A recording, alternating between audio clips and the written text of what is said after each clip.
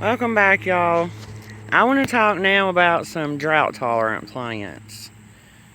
Um, just about any of the sedums, or most of the sedums, in my experience, are pretty drought tolerant.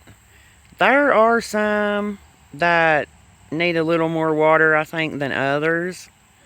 Um, this area is a very dry area because it's charged underneath with only about 2 to 3 inches of soil on top.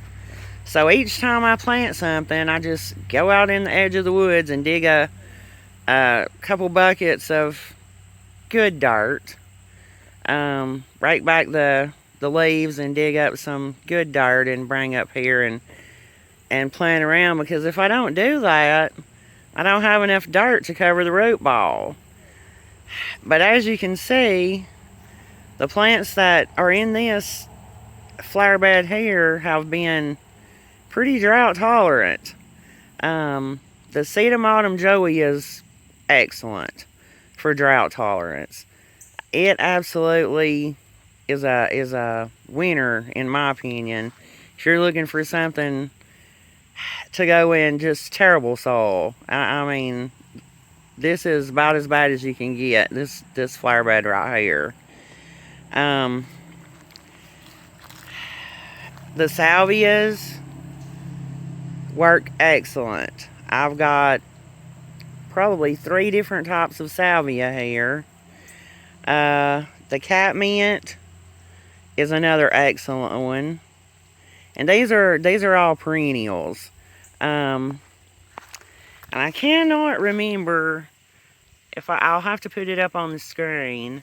This type of sedum, it's more of a ground cover type, and then of course you've got the coral sedum, which I think is so pretty.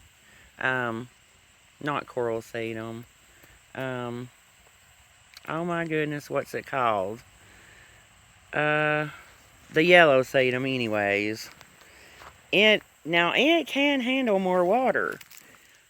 This type of sedum can handle more water. Um, but it also is fairly drought tolerant.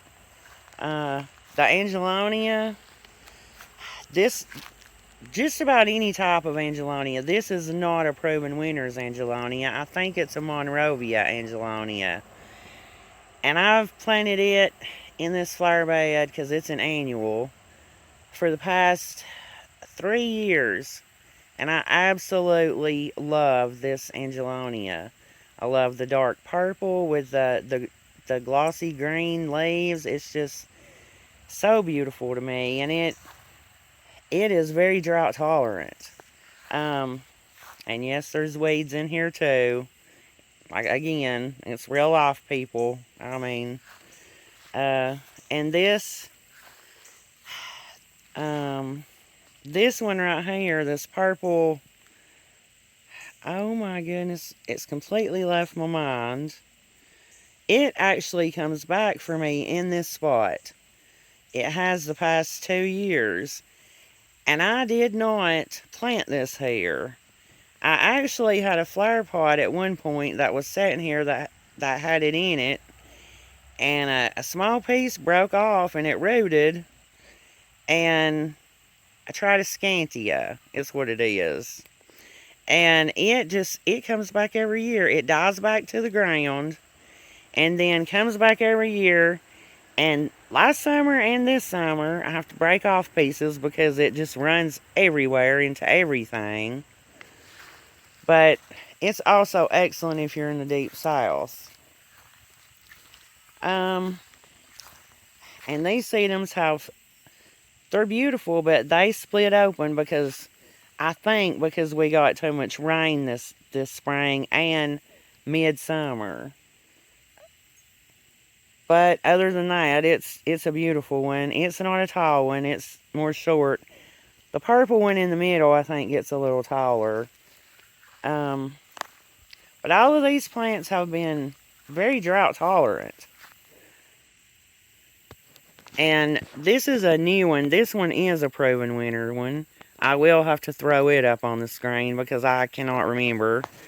And I don't have the tag in the by the plant. But it's more of a ground cover type of sedum, and it's really pretty too. I love the pink. And also, I've noticed the Nandina. This is the lemon lime Landina. And it also has been pretty drought tolerant. I planted it in the early spring, and I've only watered it once. So it's been pretty good in this terrible soil. So this should give you a little clue to maybe some tips on some of the more drought tolerant that'll pretty much grow in crummy soil. But surprisingly, the boxwoods have also been fairly drought tolerant. I was surprised with that, although I did end up losing, I think, 2 out of this whole flower bed. And I pulled those out and I did not replace them because I wasn't sure if I was going to leave boxwood in here or not. But they're pretty drought tolerant, this particular type, and that's just one of the standards. It's not one of the proven winners or Monrovia kind. It was actually, I think I just got it at Walmart about 3 years ago, and it's doing pretty good. And so I thought I would cover some of the more drought tolerant stuff that'll grow in crummy soil. And there's types of grasses that also will do pretty well, that are pretty drought tolerant. And then there's others that are need a lot of water. It really just depends. These are a different type of sedum in a different flower bed. This one's going downhill, so it is also a little bit of a challenge with this one. Some of the sedums are doing better than others. But those particular grasses, they are just really rocking. I mean, they're great. They're beautiful this year. They've gotten a lot bigger than what I thought they were going to, bigger than what the tag said they were going to get. But that's okay. This fall I'll probably divide them up and just spread them around in the yard and other places, because I have really enjoyed those. And you can see I've got also another one that has been pretty drought tolerant is the Spirea, the double play Spirea from Proven Winners. It also has been, I've only watered it once since I planted it in this flower bed in the spring. And I've not had to water it since. And it's blooming. I'm not sure if you can see that or not, but it is blooming. And it's still green and just beautiful. I was surprised how drought tolerant that was. And this type of verbena, I've seen where people say this can be invasive. We'll see if it will be here. They say it drops seed, spreads everywhere. I'm not sure if it'll do that because we do have, fairly cold winters here. But it should come back. It's supposed to be a perennial. We'll see about that in the spring. And if it does spread seed, well, I guess I will just dig it up and move it around in the yard in places where I won't mind if it spreads. And of course, back there, I have a Proven Winners Angelonia, which also has been pretty drought tolerant. It's a beautiful one too. Anyways, I just thought I would cover some of the... Another plant that seems to be pretty drought tolerant is periwinkle. I mean, it's literally going downhill and it's doing great around this crepe myrtle, which this is the first year this crepe myrtle has bloomed, and it's beautiful. It's not bushy enough yet, but it will be soon. Crepe myrtles grow super fast here in the south. But this periwinkle, I'm not sure if it would be listed, in some states it may be listed as invasive, because it will run and spread all over the place. But it pretty much, for the most part here, just stays in areas and runs. And yes, this is full of weeds. This is real life, people, and I'm the only gardener here, so there you go. And it's been so hot, and dry, it's just hard to pull the weeds. And another one is the butterfly bush.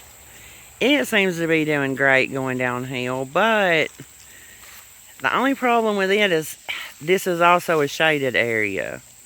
So it's not getting enough sun to make it bloom the way that it should be blooming.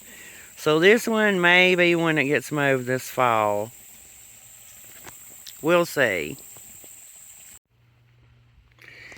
Anyways, I just wanted to talk a little bit more about the drought tolerant plants. There's also a type of sedum that I've got up here in this water bowl, which I've turned into a planter. It's more of a ground cover running type of sedum. I'm not exactly sure what the name of it is. I'll try to look it up and find it. It actually came from my aunt, who passed away a few years ago. And also, there is this loropetalum grass. You can see, I love this. It is super drought tolerant. And the purple flower it blooms is just beautiful. And this is the green variety. We always, here on the mountain, we always just called it monkey grass. But I've heard other people call it mondo grass. There's a variegated type too. We'll walk over here real quick and look at it. Sorry about the sun. Again, today it's 100 degrees and high humidity. But this variegated loropetalum grass is probably my favorite as far as those go, because I don't know, it just gives that pop of color. And it gets pretty big around. It's about as tall as it is going to get, but it will get, I don't know, probably 2 to 3 foot around. And of course, you just dig it up and divide it. More plants in the yard. Spreading them around saves you a little money. And of course, this is also very drought tolerant. This one is supposed to be an annual.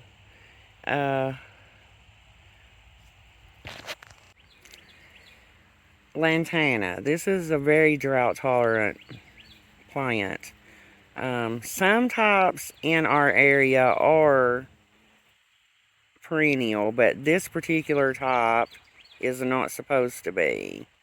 And of course you can see the swallowtail butterfly that's on it. Pollinators and butterflies absolutely love lantana. Also,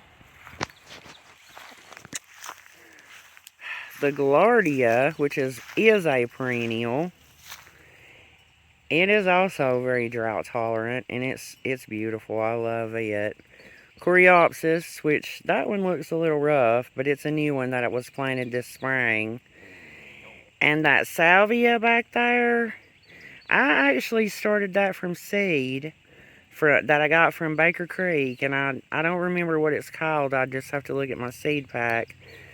I want to say this is the 2nd or 3rd year, and it's starting to spread a little bit, but it's a very slow spreader, because it was just a couple of little plants when I set it there, and I only see maybe a couple more after 2 or 3 years, and I really love it.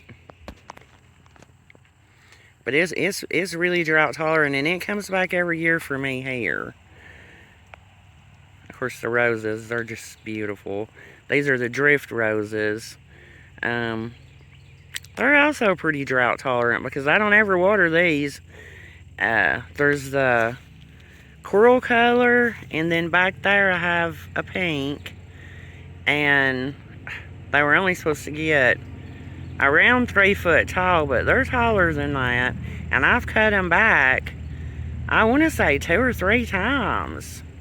And so, but I love those, and I do have to, here in the deep south with roses, because of black spot and all the different diseases that we have a problem with here because of the humidity and heat, I do have to use a 3-in-1 systemic on those, and it doesn't seem to hurt the pollinators. It just, it does help prevent the black spot, but even with it, you still have a little bit of problem.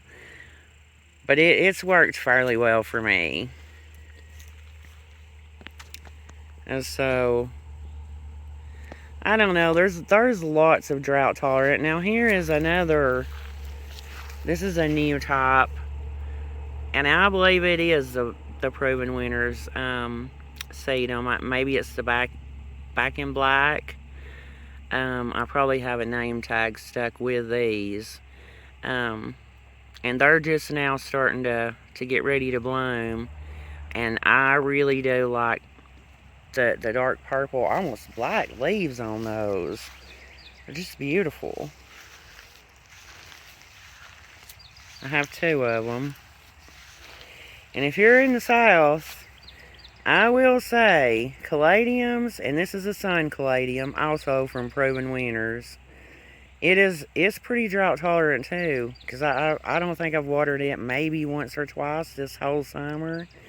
And we've had some pretty good heat waves, and it's gotten beautiful. So if you're in the south where you have high heat, high humidity, they work great. And so there's so many different drought tolerant type plants, or plants that, are low water. I would say a good majority of them are low water and not just drought tolerant.